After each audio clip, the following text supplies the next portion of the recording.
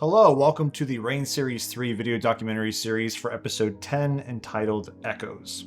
So in the original outline for series 3, there was 13 episodes, and episode 10 was actually not one of those episodes. Episode 10 was added much later on, and it's mostly because when I wrote the original show, the original timeline, there were moments that I actually completely glanced over or just didn't have enough time to address. A lot of the past events are finally being addressed in episode 10, and that's why it's called Echoes. It's literally echoing the past in real time and bringing a lot of those issues to the forefront. Episode 10 also marks the longest episode in Reign, which is kind of hilarious because when I created episode 10, it actually had the least amount of clips to create an episode. It was around 250 clips, although with the revisions you could say it's like 300 something, but it still had a very low amount of clips, and it ends up being the longest episode, which I find kind of poetic. So episode 10 is by far the longest. I don't intend to make other episodes that long. I know episode 9 was really long because of flashbacks. Episode 10 doesn't really have flashbacks, so yeah, it just ended up being really long, and that wasn't intentional, but it is what it is. Starting with episode 11, I think the series is going back to that 30-ish minute time mark. So you've decided to leave? Yes, sir. Episode 10 opens up with a scene from the past featuring Tom and Terish. So this is a revision scene. This was not in the original outline.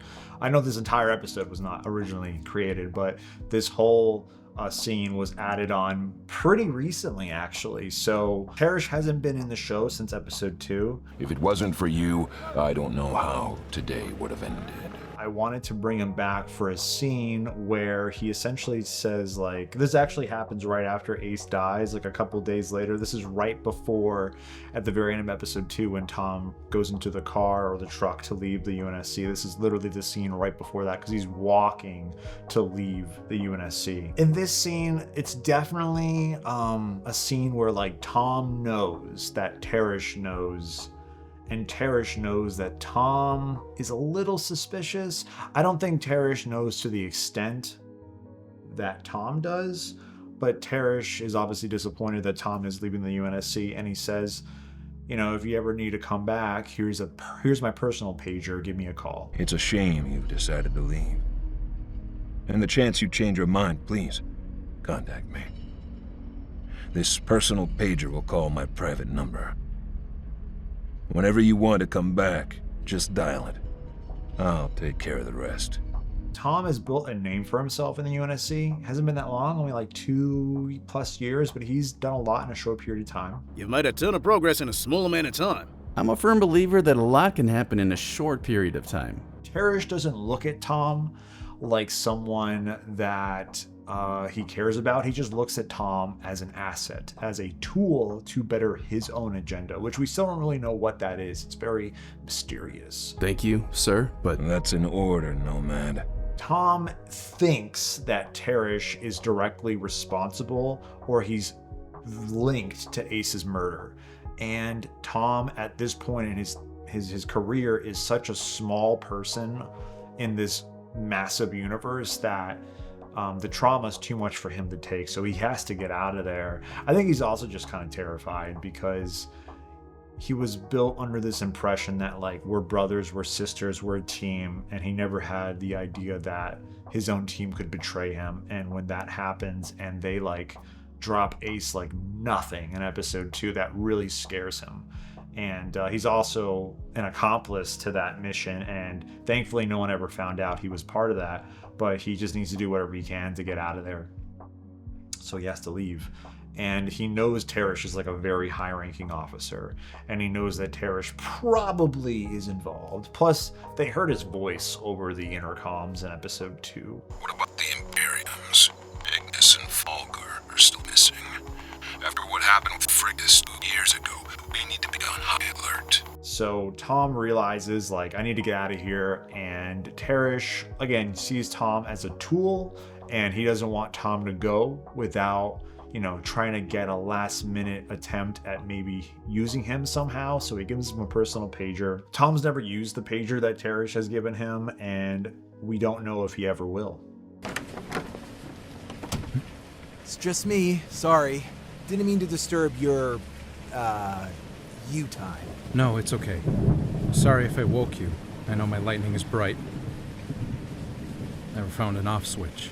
The next scene is a scene focusing specifically on Daryl and Ted. So this is a major scene that I was not really able to identify with or give more context in the original Series 3 outline of 13 episodes. Ted finally is able to confront the person that really screwed him up to an extent. I say to an extent because of that incident, he was able to get laid and meet Ava and have a unique relationship with her. He was paraphrasing, but mentioned your old professor tried to kill you.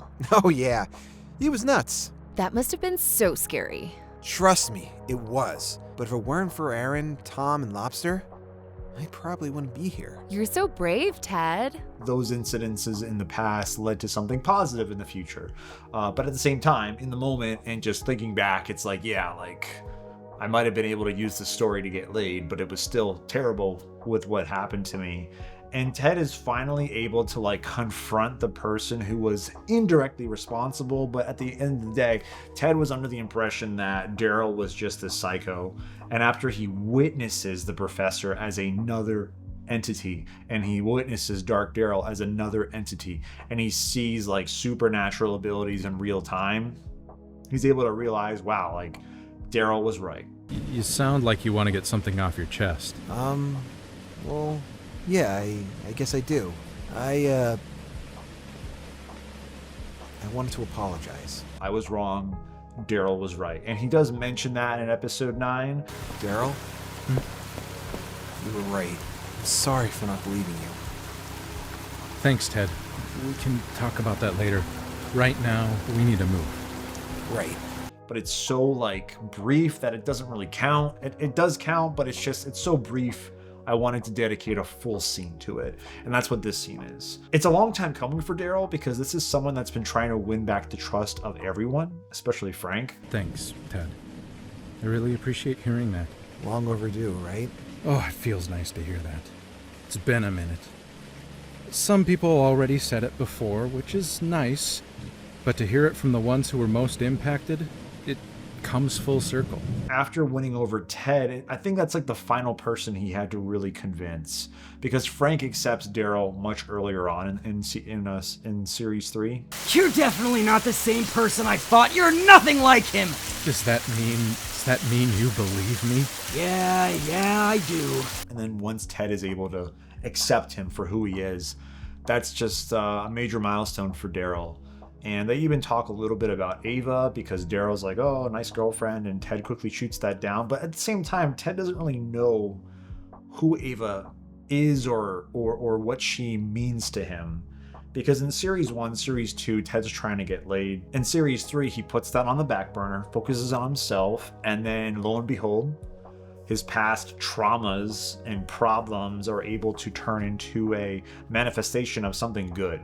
And he's able to get laid because of that. But now he's lost his virginity, but he's still seeing this girl. And it's not like a one-night stand. And Ava's getting to know him a little bit more, even though it's still been a very short period of time. I guess when Daryl says nice girlfriend, Ted immediately shuts it down. But then he realizes, wait a minute, like, who is Ava? Like what is Ava to me? What does she mean to me? How's your girlfriend? She's not my girlfriend. Oh, I'm sorry. We really find out that Ted is like petrified, you know? Because the one time he's able to get a girl to notice him, now it's like, okay, now what do I do? Because he's always been anticipating, like, how am I going to get laid? How am I going to meet someone? How is this going to go down? But he's never anticipated the aftermath. And I think that's very realistic with many people in various scenarios, not just getting laid. I'm happy Ava can turn your story into a positive. We just clicked. It feels so natural, but it's only been a few days. Like you've known her for longer. Exactly! I don't want to fuck it up. We often think about the buildup of something and then the action of said something, but rarely do we ever think about, okay, now that I've acquired this, what do I do with it now? And Ted's in that situation where he doesn't really know what to do with Ava or where to go with Ava. And he mentions, like, I like her, but she's also Aaron's sister, and that's family, and I don't want to, like, ruin it because I'm best friends with her brother, and it's definitely complicated. You don't seem like the type of guy to do that. I just met her. I don't really know much about her, but she was willing to go all out for me. The hell is up with that? Ted's always been someone who's genuine. He's never been like a weirdo. He's never done stupid stuff or just like shady things. He's always been a genuine person. And Daryl has to just remind Ted, like, hey, just keep being yourself. Girls love a guy that is honest with themselves. They love a person that is at peace with oneself. And that's very attractive, at least what I have found dating personally. Get to know her. Relationships aren't as complex as you might think. Everyone has a first for anything. I think you're just overthinking it. I like that scene with Ted and Daryl. Ted's able to apologize to Daryl, and we get that really nice closure of a plot line throughout the series. And then we also start building up the next plot line, which is Ted and Ava, and how Daryl can now give him advice. So overall, I think it's a really, really nice scene. You were saying? His name was Hank. The next scene involves Richard and Aaron, and now this scene specifically is a massive... It's a massive reference to my life. I don't know if you've noticed it, but in this episode, you know, Richard's very specific about cancer and very specific about a PSA score, and he mentions like numbers, and he's just oddly specific about it. You know, there's a thing called a PSA score. It stands for prostate specific antigen. It's a procedure done to men as they get older, just to make sure everything's fine down there. Normal readings are between 1 and 1.5. Hank had over 4,000. Like, there's moments in the show where I talk about imperiums and what are imperiums and how they exist and all that stuff, but that's completely made up. You know, that's a completely made up plot line that I've introduced. There's other elements of Reign that I've introduced that are all made up. Reign is a story, it's a narrative, things have been created for this story. This section of the story, though, is not made up. It references my dad's fight and unfortunate loss with cancer. He said he had cancer? Yeah, he actually had it this whole time. I didn't find out until he had about a month left to live. When Richard's talking about he met this person named Hank, Hank is a manifestation of my real father. And when Richard talks about he had cancer, he had prostate cancer, his PSA was 4,000, he gave up, that's 100% referencing my dad and his fight with cancer. What happened? He gave up. He just lost all motivation to keep fighting. Hank was a working man. He worked all the time. And cancer put him on his ass for months. You often find that you put a lot of your life into your work. Allô? Oui, c'est Marie. J'aimerais programmer les rendez-vous dont on a parlé. Oui, pour la chimiothérapie. Merci.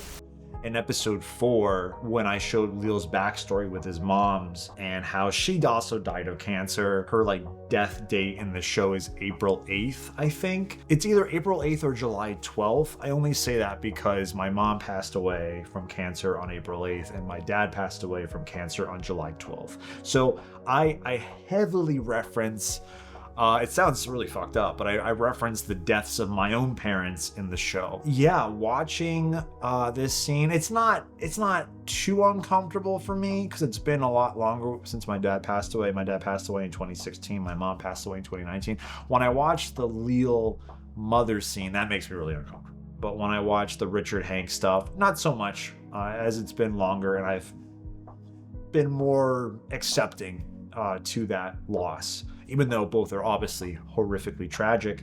But I think everyone deals with death differently. And obviously, you know, I put my mom's death and my dad's death in the show, and I referenced them for a reason. So clearly I wanted to put them in the show for a reason, and maybe that's a subconscious way of me coping with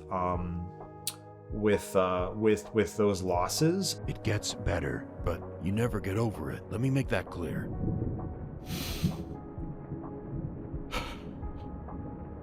The first year sucks. The second year, not as bad, but still painful. By year 3, that's when it starts to transform. You don't really think about their final moments anymore, just their life instead. You know, when Richard talks about like the first year sucks, the second year is kind of just as bad, and then by year 3 you kind of start to kind of get used to it. That's exactly what I went through in life. The first death I ever dealt with my family was my dad's, and then the second death I ever dealt with was my mom. It's hard to describe the feeling just because it's been so long since my dad passed away, and my mom's been gone for around 5 years now. My dad's been gone for 8. So one thing that's always bothered me, and still does, is I hate the I just hate the idea that as I age, I'll get further and further away from their existence at that time. And that always really bothers me. The fact that it's been over 5 years since my mom passed away blows my mind. The fact that it's been almost 10 years since my dad passed away also blows my mind. I've come with peace to it. Obviously, I'm talking about it on camera. It's in my show, so people who watch the show experience that. It sucks, and I think in a way, Reign Series 3 has been therapy for me, and it's been another level of therapy as I'm talking about, you know, these horrific moments in my life, and I'm letting other characters I've created experience it. And I do believe that each of my characters in Reign are like fragments of my personality. Obviously there's over exaggerations of that, because I don't believe I'm anything like the professor, but you know, I can often be a crazy over the top person for comedic purposes, and then I'll just take that section of myself and twist it into this antagonist. And then Dark Daryl, you know, sometimes I'm very angry, or like I'm very upset with whatever I am upset with at the moment. And I think everyone obviously experiences like anger, and Dark Daryl represents that. I think out of all the characters in the show, Tom 100% I think is definitely more of like my persona, especially with him losing his parents, and that's just like 100% referencing my life. The whole point of this scene is to not just reference my dad's passing, but also to explain why Richard told Aaron to go after Emma after everyone told him not to. She had her chance, she failed, fuck her. I agree with her, Aaron. I wouldn't try again. That's why I told you to go after her, Aaron. Not many people get closure. Not many people get that chance or an option for one. Now, I was able to. When my dad passed away, I was lucky enough to go to the hospital and talk to them while they were conscious and they could still hear me and understand me. I told them everything I wanted to say to them before they passed away. So I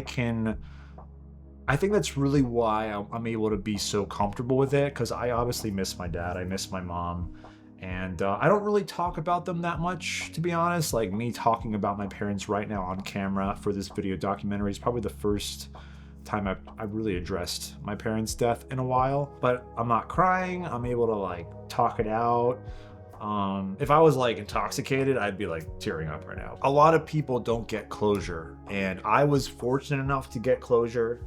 But obviously for the story, I spinned it where Richard wasn't able to get closure, and Aaron was not really able to get closure. Like, he went to see Emma. Emma, what did you take? Emma, what did you take? But she died like so fast that he was never able to like, you know, like he didn't get closure even though he was with her when she passed away. If you have a chance to end things and respectfully, I would say do it. And Richard's very biased in this situation because he never got closure with his partner. And, you know, he was like, yeah, Aaron, go for it, because I didn't get it. And I can tell you right now, it sucks. But unfortunately, Emma passes away. And ironically, Richard tells Aaron to do something, and then because of that reason, Aaron still doesn't get closure like Richard. That's kind of ironic. That whole scene is just a big window into my personal life, and I don't mind talking about it. I've made a couple videos on my YouTube channel before talking about death. I haven't made one in a long time, and maybe I can at some point make a video about it. But I think as we get older, it just gets a little bit easier to deal with. I mean, I'll never get over it, I don't think you ever do. I had a very good relationship with my parents. I know not everyone's the same, but not even just parents, just losing a loved one. It's rough, and as years go by, it gets easier to live with, and that's very different than like getting over it. I'll never get over the passing of my parents, but I am able to just continue living without them a little bit easier each day. But I miss them quite a bit. And one thing I'll also say, this is unrelated to the show, I really didn't start to like really blow up in my career, and by blow up I mean make enough money to survive and make enough money to just support myself as a filmmaker, and my parents never got to see that. One of my biggest regrets in my life is in 2015, I was going to community college and I dropped out of all my classes. And because I did that for both semesters, I graduated in 2017. And if I didn't do that, I would have graduated in 2016 and I would have been able to get my associate's degree a month before my dad passed away. And my dad passed away hoping that I would really be okay, because I was just going through a really rough time. Nothing bad. I just didn't give a shit about school. I didn't give a shit about what I wanted to do with my life in 2015. And I was in community college for 6 years. Just didn't care. I just did not care about my life. And, if I didn't drop out, I would have graduated with a degree. I know in associates, it's like nothing to like be really like proud about, because when you apply to jobs, they only care about a bachelor's degree and up. But it would have at least given my dad like the actual evidence, like, okay, he can do this, he'll be okay. And my dad passed away just hoping that I'd make it. And my mom passed away in 2019, and that was 2 years before I got my bachelor's degree. And again, my mom had to pass away hoping I'd be okay. And I am happy to say I'm very much okay, but they weren't able to see that. And I'm not religious. I don't believe in God. I don't care for people that do. If you believe in God, that's awesome. And I know a lot of people say like, oh, they're looking down on you. And, if that is true, that's really, it's nice to know. But even if they're looking down on me, I'll never know that they are. And that's annoying. And if there is a heaven, and if whenever I do pass away one day, hopefully not for a long time, if I ever am reunited with my mom and dad, that'd be awesome. I'd love to catch them up on everything that I've done. But until that happens, they just hoped that I would be okay. And it sucks that I can't tell them that I'm in a really good spot today. So that's one thing that sucks. And I guess to some extent I didn't get closure in the long term, but in the short term I got closure, and I was able to tell them everything I wanted to say when they were about to pass away. So anyway, that's my little tangent on that scene. Let's talk about the next scene. The next scene is pretty important. It's a scene where Tom literally hallucinates his parents. Don't beat yourself up too much, son. You didn't know. Chloe was mentally compromised. You can't blame yourself for her actions. And he hallucinates Ace. Then why do I feel responsible? Because you are.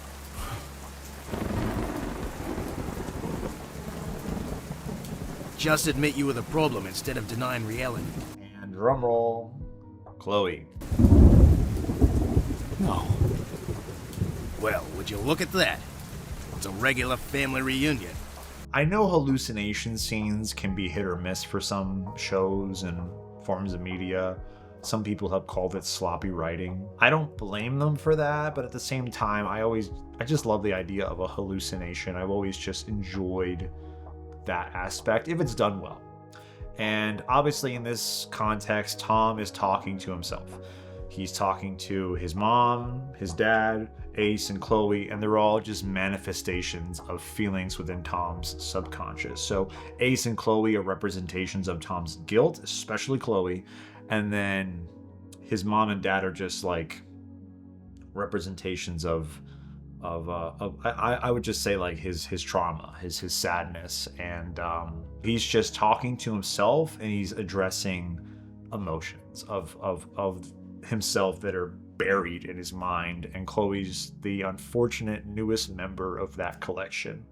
Hey, baby. Hey, Chloe. I mean, Claudia.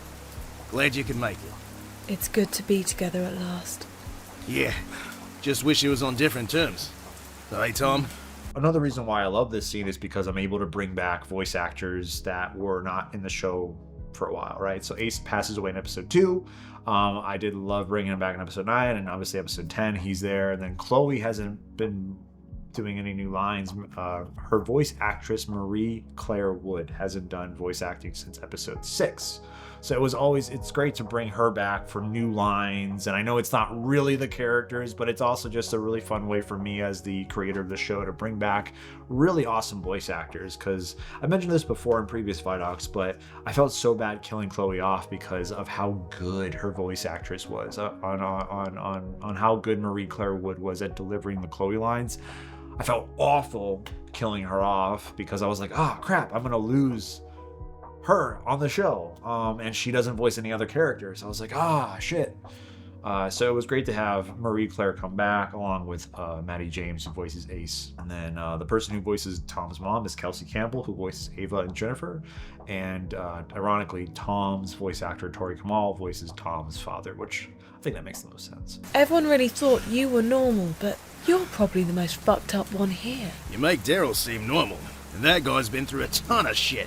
At least he told Aaron and Nikki the truth. That took courage. It just cost some lives. Tom is just kind of facing himself. He's facing all these emotions head on. And even after all these years, he still feels very guilty for Ace's death, and he blames himself because he agreed to go on. I think when you survive something, like Tom's going through like survivor's guilt.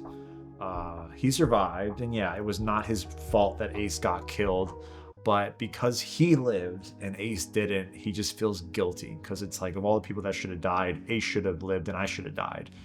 But I guarantee you Ace would have felt survival's guilt for Tom. But again, it's not Tom feeling that because Tom would have been dead. So, but with Chloe, it's like so much more deep because, he feels responsible for Ace's death, and now he feels even more responsible for Ace's death because he feels responsible for Chloe's death. And it's just like this like layer, this like spider web of just, oh my God, just spider web of just destruction. Spider web of just, this is really fucked up. I'm sorry you got involved. I'm sorry I didn't figure it out sooner. I tried to stop you. But you couldn't, just like you couldn't help Ace or your parents. I am not responsible for your actions, Chloe. I gave you so many chances, but you wouldn't listen. Chloe's death, as I said before in previous ViDocs, has massive ramifications for the show. And I love Chloe, I loved her character, and I loved what Marie Claire Wood brought to the character. But Chloe was a more important character in passing than she was when she was alive, because it really addressed the trauma that was buried within Tom for so long. And because of Chloe's death, Tom is finally able to be like, you know what? I need to figure out what the hell is going on. Me walking away from the UNSC after Ace died, that was one thing, but Chloe being connected to Ace and her also dying, Tom realizes in that moment that there are people that are still alive that have affected lives of innocent people. Ace was completely innocent. Chloe was especially innocent. She's a civilian. Return to your roots, Nomad. I know you've been thinking it. The people who killed me are probably still out there. Who knows what they've done since then? There's people that are still in charge that are probably still doing these horrific acts. Other people are probably getting hurt. Tom feels responsible. He feels like I wasn't able to protect Ace and I wasn't able to save Chloe, but I'm in a position where I can do something with my life. I can do something. I can address these problems. I can figure out what's going on here, and I can try to prevent it as much as possible. I'll find a way. I promise. What's your plan? Once I stop the rain, I'll figure it out. In this moment, he decides, after we stop the rain, I'm going to try to figure out who killed Ace, and avenge Ace and Chloe. By focusing on the rain, how does that help us? I need to finish that first. I owe it to my friends. We matter first. Ace was your friend before you ever met any of them. They don't matter. And obviously Tom is conflicted because Chloe's pretty much calling him out, saying like, you know, you should just, who gives a shit about the rain? Like, you should address this now. And, you know, to some extent, she's not wrong, because Tom knew Ace before he met anyone in Rain. The rain is such a recent problem that's been so embedded in Tom's life, but also all of his friends' lives. You know, I think, and like, that's another reason why Tom wants to stop it even more. You know, he wants to avenge Chloe. He wants to avenge Ace. He wants to help his past friends / acquaintances with Chloe. But, you know, he also wants to help all of his other friends that are still alive, and the rain have affected their lives. So, you know, Tom's like, I need to finish this before I go after that, especially the rain, because it's affecting way more people than just this one thing for me personally. How many more people are going to die because of you, Tom? Shut up. You got Jennifer all pissed off. Who's next? I said, shut the fuck up. You gonna let Nikki die too? Shut the fuck up!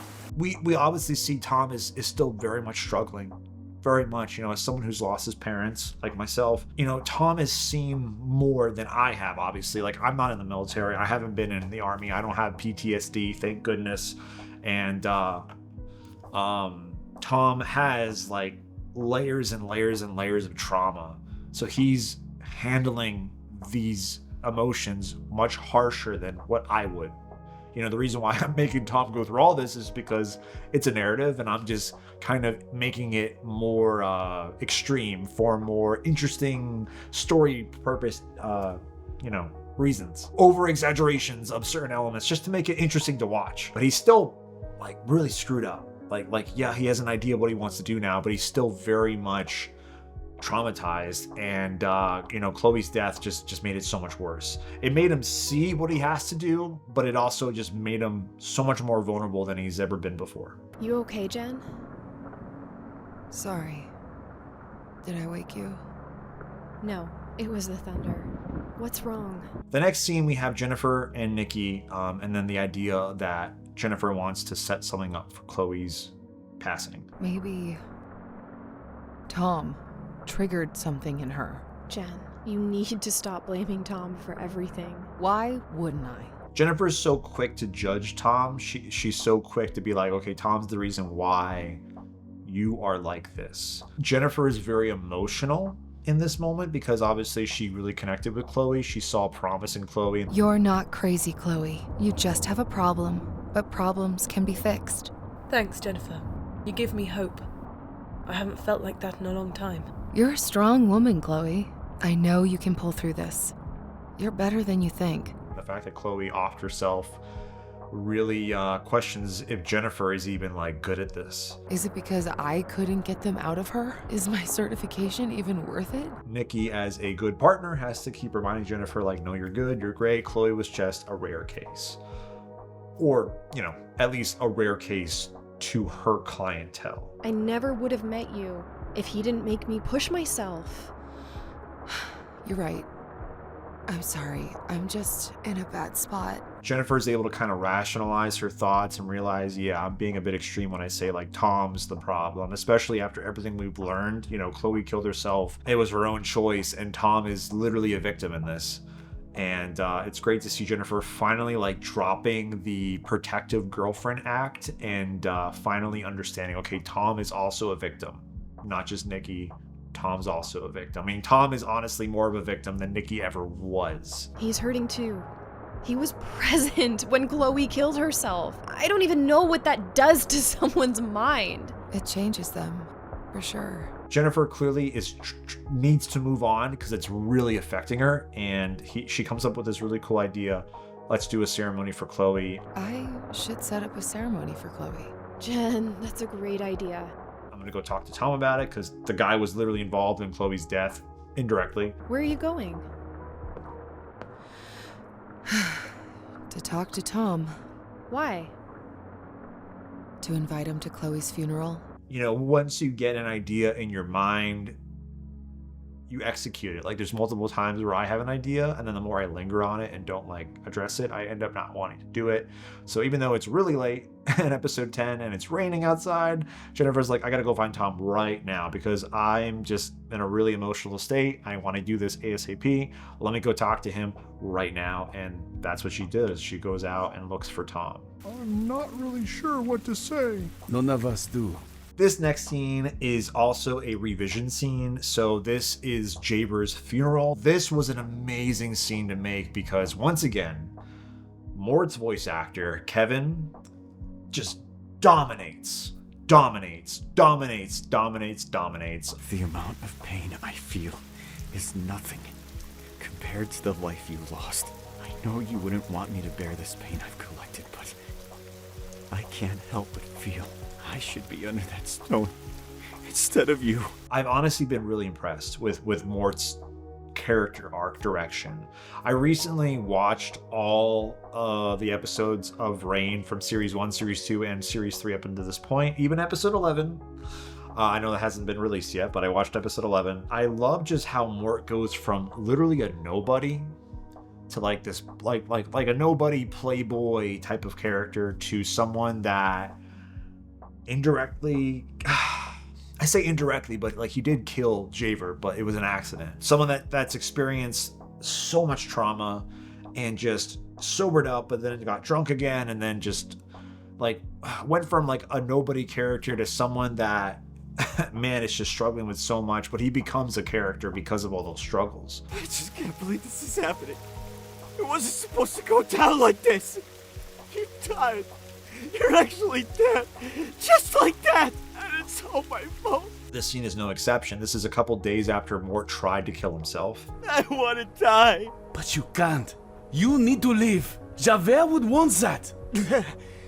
How am I even still alive? All the drugs, alcohol, stupid shit I've done. You've inherited a second life now. It lives on in you. You know, Leal says a really good line where he says, Jver lives on in you, like you've inherited a second life. And that's really true. Like, Mort wanted to die. You know, he wanted to die, and he didn't know how to live with the fact that he killed his best friend by accident. You know, he wanted to escape, and thankfully he didn't kill himself, and now he has to live with his consequence. It's also my fault. I told you before. I shot him. I'm guilty. Then let me at least share your guilt. Leal's basically saying, like, don't throw away your life, you know? Jver would want you to live. It sucks with what happened, but fucking do something about it. Live your life. Like, try to make up for it somehow. Even if you can never redeem yourself, do something with your life. Do something positive. Like, do something. That's not fair. Most things aren't. It's hard, and thank God Leal, Travis, and James are there to help Mort, because Mort would have been dead days ago. You know, he would have killed himself in episode 9 if it wasn't for Leal. Regardless of what you say, I am also in this. Jver could have recovered if I kept his wound sealed. There could have been a chance, but I fucked up. You know, Leal takes responsibility as well, because since he got knocked out by the professor, by Dark Daryl, in a couple scenes, he wasn't able to like fully reinforce the gunshot wound, and eventually that just kind of led to Jver just passing away. Eventually your body just shuts down, and unfortunately Jver just doesn't make it. And it's just a very you know, I rewatched all of Reign recently, Series 1, Series 2, and then all the episodes of Series 3, and yeah, Series 3 is like exceptionally dark. Exceptionally dark. It's a drama for sure, it's not a comedy, but it's really dark, and honestly it's bleak to some extent. Ace dies, Chloe dies, Emma dies, Jver dies, Mort tries to kill himself. Like, there's a lot of really dark themes in this show. What's happening to you? When it glows, it usually signifies an end to something, eventually. We even get the scene where Leal's body glows because the Imperium within Leal is essentially letting Leal know, hey, like, I've been with you for a while and I'm thinking about moving on. Just throwing it out there. Like, I'll probably leave eventually, but like just letting you know, like, don't expect me to stick around much longer. Imperiums are drawn to powerful wills of individuals. That is why it chose me so many years ago. Is its purpose done with you? I don't know. That's interesting, because I think we forget that Imperiums are living beings. They are an existing creation that has some level of sentience. But when I was next to all those people, I felt a pull. I don't know who it was from, but Frigus was speaking to someone, trying to... Frigus has been with Leal for a very long time, and for some reason, Frigus is feeling the pull of another character within the show. We don't know who that character is yet. I know who that character is, but in the story, we don't know who that person is, and it's just setting up the next plot line. Tom. In the next scene, we have an extension, a continuation of the hallucination with Tom, where Tom faces himself. Why are you beating yourself up? Because he's responsible. For what happened to us? In the past, we've had Tom talk to his dead parents, we've had Tom talk to Ace, hallucinate Ace, talk to Chloe, but we've never had Tom actually talk to his past version of himself. You're choosing to let your negative thoughts affect you. You're allowing yourself to feel guilty when the facts are simple. You're not guilty. I was involved. And in this moment, you know, Tom is obviously conflicted. He's dealing with a lot of emotions. He's dealing with a lot of negative emotions. But at the same time, like, where there's negative emotions, there's also positive, neutral emotions. But it wasn't your fault. Stop beating yourself up. I'm trying. And this is where his subconscious is able to kind of pierce through the negativity and finally address, like, hey, I know you feel bad about this, but it wasn't your fault. And I know you feel guilty. I know you feel guilty, and I know you feel responsible, and I know no matter what I can say, you still feel bad. But let me just remind you that it wasn't your fault. Take that with what you will. You can still feel bad, but the reality, the facts are, it wasn't your fault. It was just bad timing. It's okay to remember us. What we used to be in your life, but at some point, you need to move on. Stop being frozen in time. Our brain has different sides. We have a positive and a negative. And yeah, Tom feels responsible for Chloe's death. Tom feels responsible for Ace's death. It wasn't his fault. Tom was just in a bad place at the wrong time. And this is a scene where, you know, we don't just address all the negative stuff. You know, for once, I'm able to address the other side of all this stuff where it's a real expression, and in fact, it's reality. It's the reality of the situation, and he's scarred by those deaths, but it's not his fault. And it's just like a reminder to be like, okay, I have to be better at handling these emotions. Hey, I wanted to ask you something. What is it? I have decided to do a ceremony. A ceremony? Yeah. For what? Chloe. Jennifer finds Tom and proposes, hey, I want to do a funeral for Chloe. I think this will be good for you and me to move on. You're invited. Let's do this thing. And Tom accepts. And then the next day, we get the Chloe funeral scene. I didn't realize how alone Chloe really was. It's just Tom and Jennifer realizes, wow, Chloe was extremely lonely because no one else came to her funeral. You know, no one cared to go to her funeral. And that just adds another layer of like, yeah, Chloe was not in a good spot. Chloe was really in a bad spot. And it's just really sad to know just how alone she really was. I wonder where she would be if he was still alive. Or where she would be if she didn't end it all. It's hard to believe she's gone. Jennifer, it's not your fault. It's funny because, you know, Tom is so like, he was so convincing that like he was at fault for the death of Ace and Chloe. And it's actually relieving to see Tom tell another character they were not responsible for someone's death, even though he's been thinking about that himself being responsible for so long. So I think that's also a great moment for Tom's character to finally advance in that regard. You knew him? You were... Relax.